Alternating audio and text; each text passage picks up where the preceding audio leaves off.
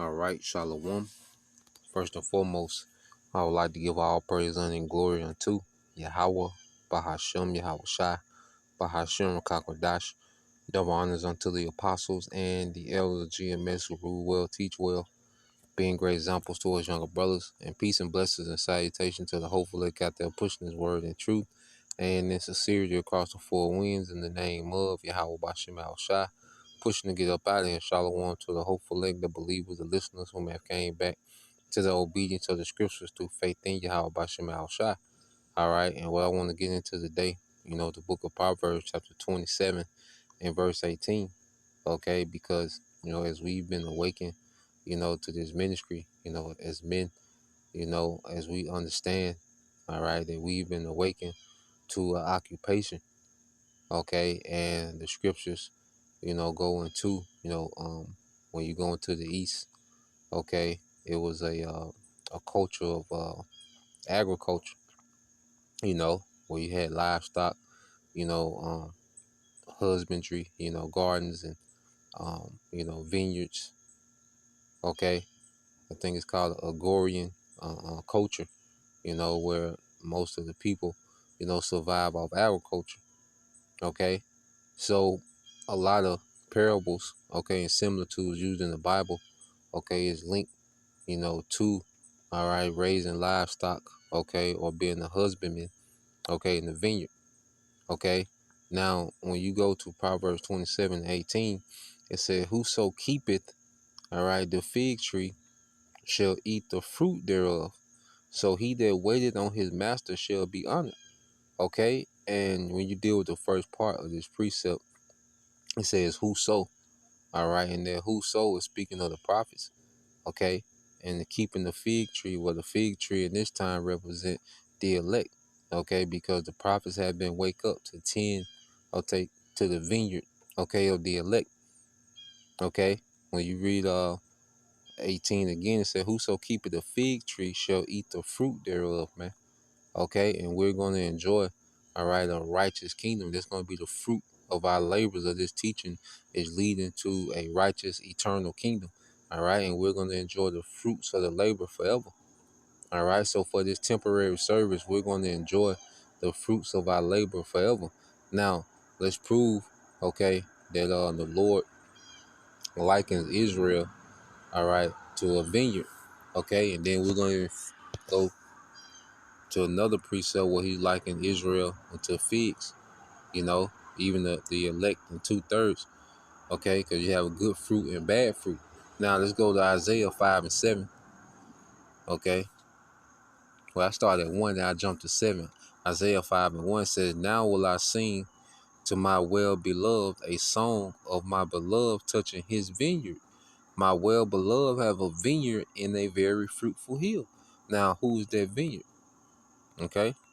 Jump to verse 7. It says, "For the vineyard of the Lord Yahweh Bashem Al Shai of hosts is the house of Israel, and the men of Judah his present plant." All right, his pleasant plant.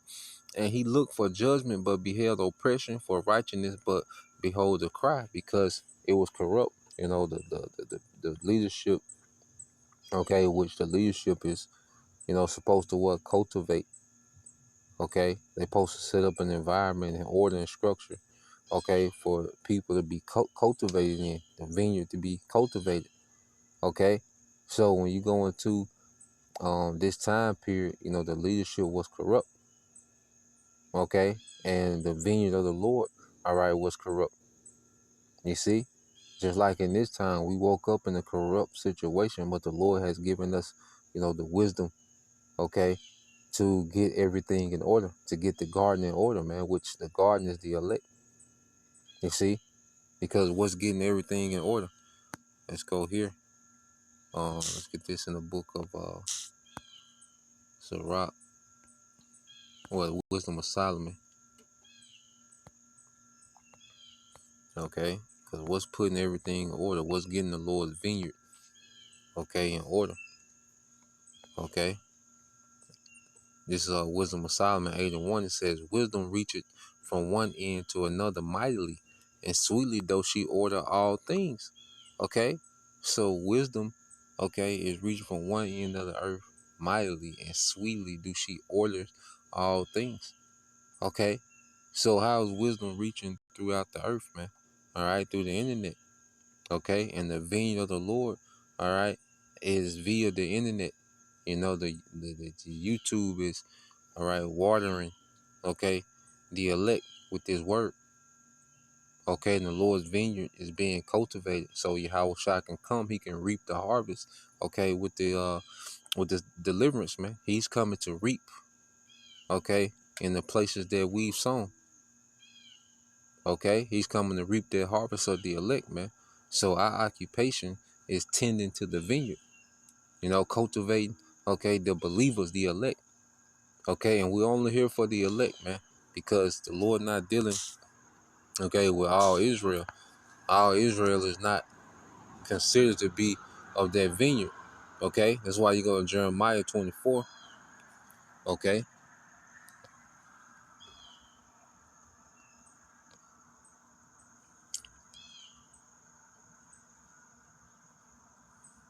in Jeremiah 24 and 2.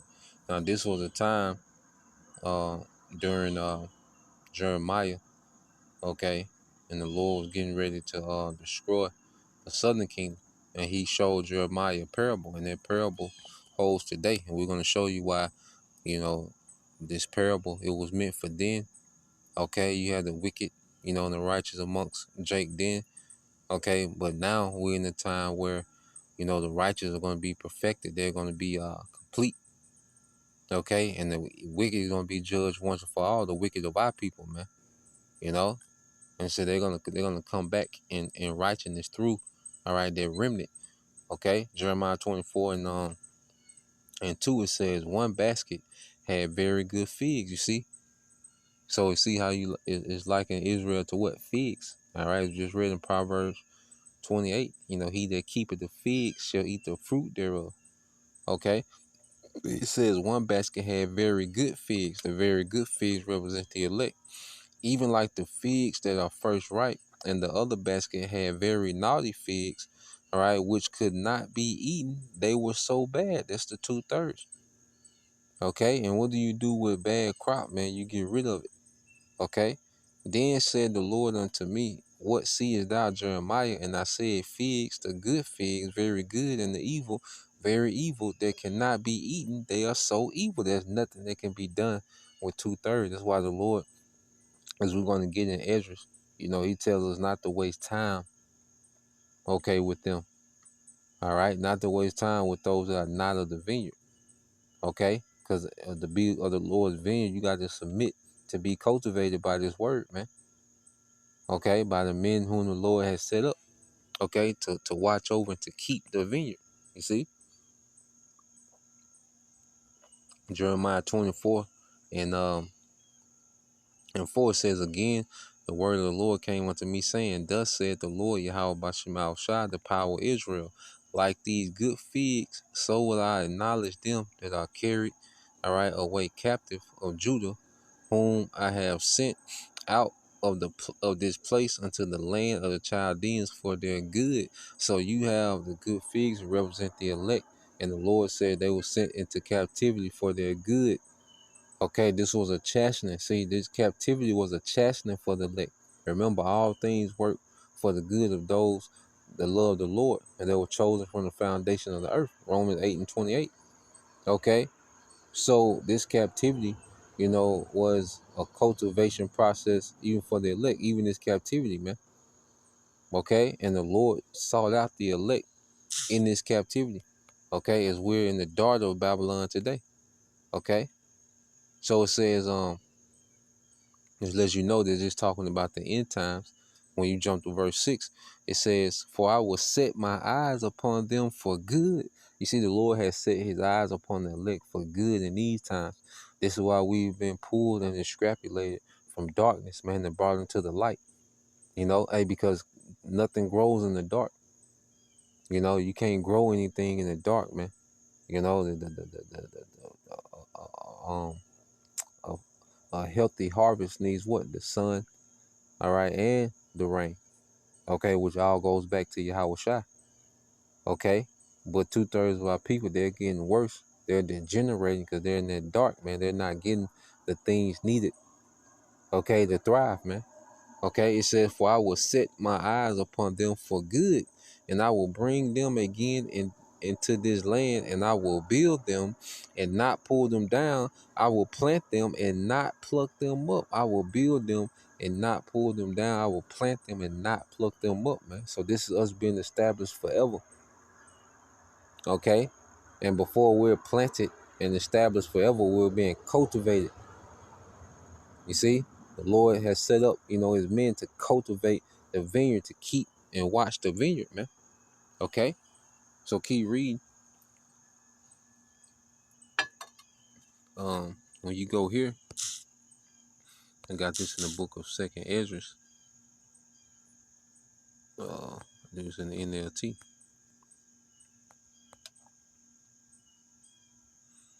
All right, this is Second Ezra 9:13, and you see the same concept. The Lord putting emphasis on His elect, okay, and telling Ezra not to be concerned about the rest. Okay, Second Ezra 9:13, it says, therefore, all right, Ezra, you should stop asking questions about how the wicked will be punished. Instead, be concerned about how and when the righteous shall be saved. The world was created for them and belongs to them. So the Lord is telling Ezra through the archangel Uri, look, worry about, the righteous. Don't worry about how the wicked. Don't even be too concerned with them in their situation. Okay? Because we're on another assignment. Okay? Concerned about the 2/3, that's not in our job description. To be concerned about them niggas, man. They gonna do what they gonna do. Let the filthy be filthy still. Let the righteous be righteous still, man.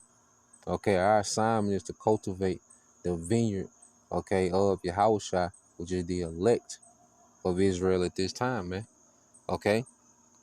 So when you jump down, okay, it says verse 22, it's in GNT, 2nd Ezra 9:22, says, so let them perish, all those who were born only to be lost, but let my chosen people be kept safe, those whom I worked so hard to bring to perfection. So the Lord has been, cultivating the elect in all these different captivities, man. Purging things out of us and perfecting us, you know, in each captivity. And see, now we're in this last captivity where we're going to be complete. Okay, we're going to be changed, man. You see, so this is a very heavy process, that the Lord has the elect going through, man. And his men that He raised up to cultivate His vineyard, He sent us in His vineyard, man. That's why Yahushua even had that parable. When you go to the book of Matthew, all right, chapter all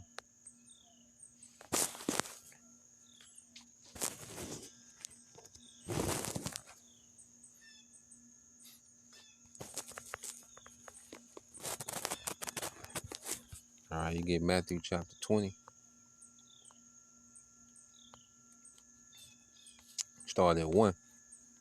And it says, for the kingdom of heaven is like unto a man that is a householder, which went out early in the morning to hire laborers into his vineyard. Okay, so Yahushua is a householder, man.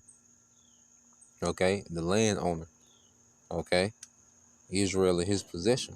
It says, and when He had agreed with the laborers for a penny a day, He sent them into His vineyard. And He went out about the third hour and saw others standing idle in the marketplace. So this is the spirit of Yahushua gathering with His laborers, man. Because we all woke up, at different times, all right, and we were sent out into the vineyard. You have particular men, that was awakened, all right, to go what, man? To go out into the vineyard and work and labor and cultivate the elect, okay, for the preparation of the return of Yahushua. Okay, and it says, and said, go unto and said unto them, go ye also into the vineyard, and whatsoever is right I will give you. And they went their way. Again He went about the 6th hour and the 9th hour, and did likewise, man. So you just have different ways, of laborers coming into the truth, man. Brothers waking up and coming into the truth, man, in different ways. Okay. They said, because they say unto him, Because much like verse 6, it says, and about the 11th hour he went out and found others standing idle, because we was in the world, we was being idle. No matter what we was doing in the world, all right. I don't care if you had 20 platinum albums, okay, won the dunk contest, all right, you know, had a rushing record, in the NFL. That none of that mattered. That was idle, because it had nothing to do with the kingdom of Yahushua, okay? Because the only thing that matters is the kingdom that's getting ready to be established in the earth, man. Okay? So anything that we was doing before we was called into this labor, we was idle.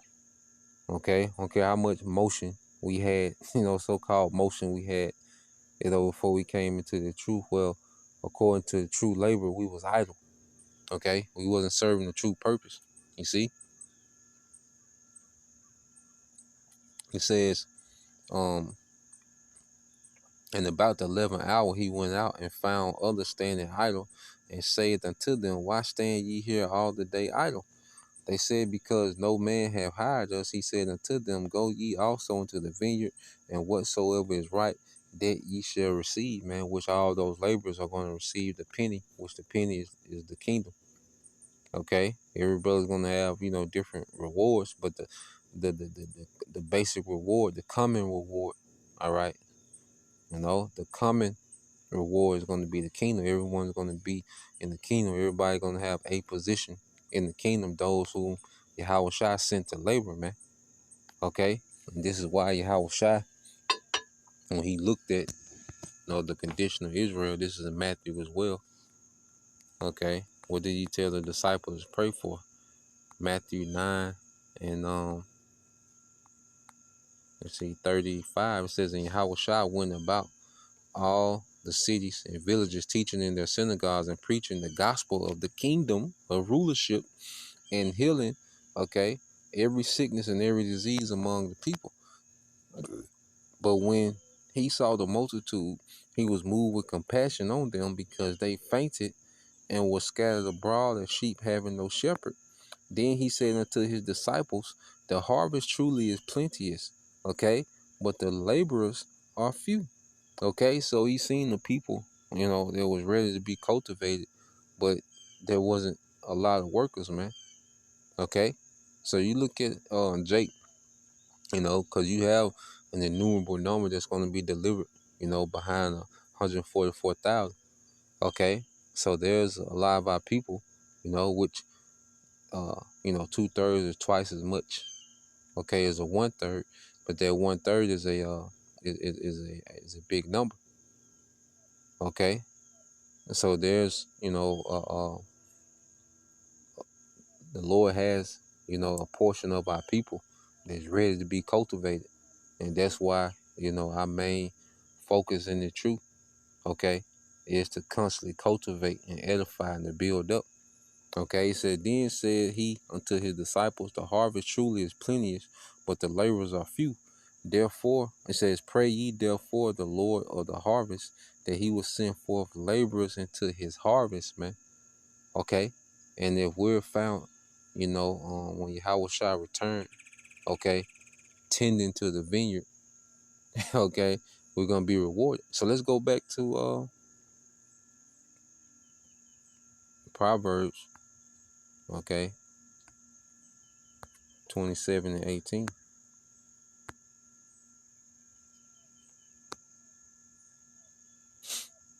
This is Proverbs 27 and 18. It says, whoso keepeth the fig tree shall eat the fruit thereof, so that he that waited on his master shall be honored. Let's read this in the NLT. As workers who tend a fig tree are allowed to eat the fruit, so workers who protect their employees' interests, all right, will be rewarded, man. Okay, so we're protecting the interests of our employer, which is Yahweh Shai, who employed us to go out into the vineyard and cultivate until he returns, to reap the harvest of the elect. Okay, so we're going to be honored, okay, by what, man? The householder, which is Yahweh Shai. So Lord will, you brothers, all right, and you sisters edified once again. I want to give all praise and glory unto Yahweh, Bahashem, Yahweh Shai, Bahashem, Kakwadash, and double honors unto the apostles and the elders of GMS who rule well, teach well, being great examples towards younger brothers, and peace and blessing salutations, hopefully, Shalom.